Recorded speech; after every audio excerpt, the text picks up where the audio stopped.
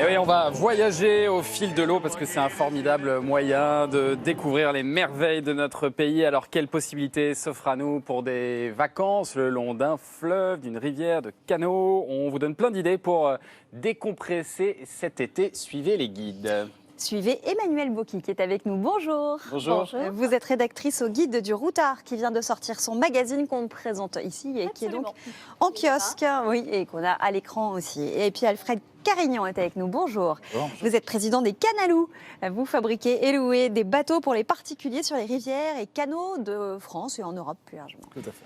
Alors, avec une centaine de canaux et rivières qui s'étendent sur plus de 8500 km, la France possède le plus vaste réseau fluvial d'Europe. Et louer un bateau avec sa famille ou ses amis sans même avoir le permis, eh bien, c'est totalement possible. Allez, c'est parti. Bon, avant ça, on va répondre à Annick qui nous dit « Ça a l'air d'être une expérience très sympa, mais avec mon mal de mer, je passe mon tour. » D'accord. Vous aussi, hein, vous louez les bateaux sans permis dont on a parlé dans le sujet. À qui conseilleriez-vous ce genre d'expédition ? À Annick qui a le mal de mer ? Je peux rassurer Annick, il n'y a pas de vagues sur les canaux, donc c'est impossible d'avoir le mal de mer. Et même, je m'engage à la rembourser si jamais elle a... Oh, attention. Il n'y a pas le moindre clapotis. Non, il n'y a vraiment pas de vagues. Il peut y en avoir un tout petit peu plus de mouvement sur les rivières par rapport aux canaux, mais les bateaux sont très stables. Et vraiment, ça s'adresse à tout le monde parce que c'est un produit très convivial, donc on va partir avec des amis ou en famille.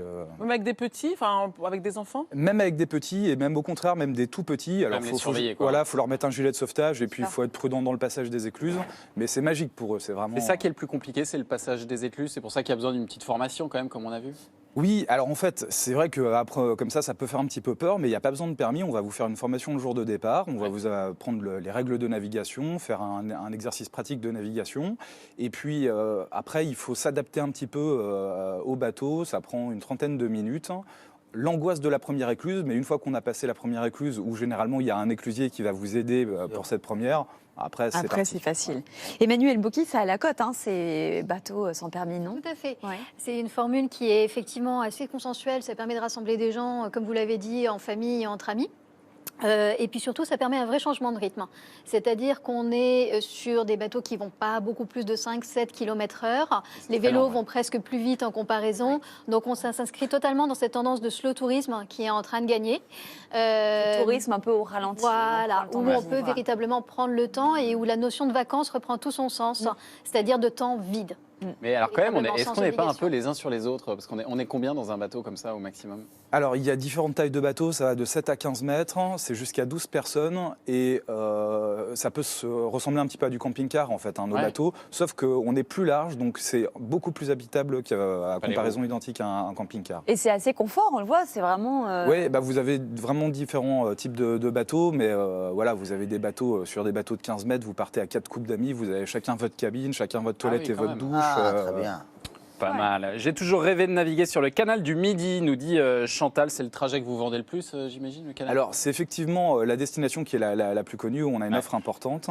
Et c'est vrai que c'est assez magique. Et puis, donc, on a également le canal du Rhône à 7, le passage de l'Étantot, le canal du Midi. Et donc, il y a vraiment des itinéraires qui sont... En une semaine, on peut voir 3 types de paysages très, très variés. Et il y a vraiment un itinéraire que vous recommandez en particulier? Et justement, en partant de la Camargue, à côté de Montpellier jusqu'à Homs, on peut avoir un premier parti de séjour où on découvre la Camargue, où on est au bord de mer, on peut aller se baigner. Ouais. Ensuite, on va passer les Tontos, où là, on est dans des conditions un petit peu maritimes. Là, pour le coup, pour Annick, il peut y avoir un peu de mal de mer. Justement, on n'a pas le droit de le traverser s'il y a du vent. Et puis après, vous êtes sur le canal du Midi, qui est classé patrimoine mondial de l'UNESCO, qui est aussi très très beau, avec beaucoup de belles œuvres architecturales. On peut voir Narbonne, Carcassonne, Franche de Lauragais. Enfin, voilà, et en cas de mauvais temps, il se passe quoi? On doit tout arrêter et attendre que ça passe? Il y a un orage ou... Alors, généralement, les bateaux ont 2 postes de pilotage, un à l'intérieur qui est abrité et un à l'extérieur. Donc, on peut continuer à naviguer à l'intérieur. Sinon, on peut aussi... Le bateau ne va pas prendre l'eau. Non, mais bon... Tu vas juste si tu vas aller te balader ou être sur le pont, ça va être plus... Oui, voilà, c'est ça. Bon, ça nous fait moins sortir. Il y a d'autres canaux remarquables comme ça en France auxquels on ne pense pas forcément, parce que c'est vrai que le canal du Midi, il est très connu, mais il y en a plein d'autres. Alors en Bourgogne, on a une offre très très importante entre la Saône, la Seille, qui sont des rivières, le canal du Centre, le canal du Nivernais, qui est vraiment très sauvage, très beau. Et puis on a toute l'Alsace aussi, et puis toute la partie ouest avec la Bretagne, la Charente, le Lot. Enfin, c'est presque le plus difficile, c'est de choisir C'est de la choisir, oui. destination. Euh, pas mal. où peut-on amarrer pour aller visiter les environs? Faut-il payer une place au port? On revient au bateau. Alors, on a la chance dans ce produit-là d'avoir encore un vrai espace de liberté. On peut s'amarrer partout dans la nature. En fait, vous avez sur le bateau 2 piquets et un maillet qui vous permettent de planter le piquet à l'avant et un à l'arrière pour amarrer le bateau. Ouais. Et puis, bien sûr, vous avez des haltes aménagées, des petites marinas. Donc, c'est vraiment la liberté. Et donc, forcément, quand on est dans une marina, il peut y avoir des petits frais qui s'appliquent pour se brancher à l'électricité, faire le plein d'eau. Mais on est sur des tarifs de 10-15 euros la nuitée qui sont C'est très correct, faibles. hein. Ouais. Et le bateau, on peut le laisser sans surveillance, il n'y a pas de problème si on part comme ça? C'est comme votre camping-car, votre voiture, il se ferme à clé. Vous pouvez. pas de risque, quoi. Oui, Il y a vous pas On de doit pouvez réserver rester. son emplacement à l'avance. En camping-car, on doit réserver parfois son emplacement à l'avance. Là, c'est pareil. Non, parce que vraiment, vous pouvez vous mettez partout. Donc, S'il y a d'autres bateaux qui puis il y a voilà, il y a pas. On est très très loin d'une saturation. On est vraiment sur un tourisme rural où vous avez de la place. Oui, Ce qui est qui bien, peut encore j'imagine, c'est de saturer. prendre son vélo à bord, quoi. C'est ça, en fait, la Oui, bonne c'est solution. c'est presque indispensable. D'ailleurs, Ouais. nous, on loue presque. Enfin, on a plus de vélos que de flotte de bateaux, parce qu'en général, Ah oui. on loue 2-3 vélos par bateau. Et oui, c'est déjà pratique déjà pour aller faire le ravitaillement, aller à la Sûr. boulangerie des fois. Et puis, ça permet d'aller visiter un petit peu plus loin que les abords des canaux.